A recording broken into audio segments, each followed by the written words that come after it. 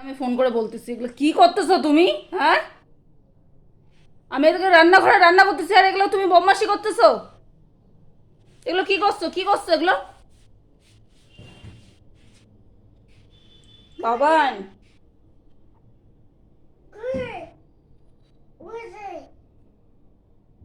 পাপাকে হ্যালো করবো? পাপা, হুম, পাপাকে বলবো গন্দি বাত। এগুলো কি করছো, কি করছো, কি করছো এগুলো? এগুলো কি করছো? এগুলো ভালো না সোনা।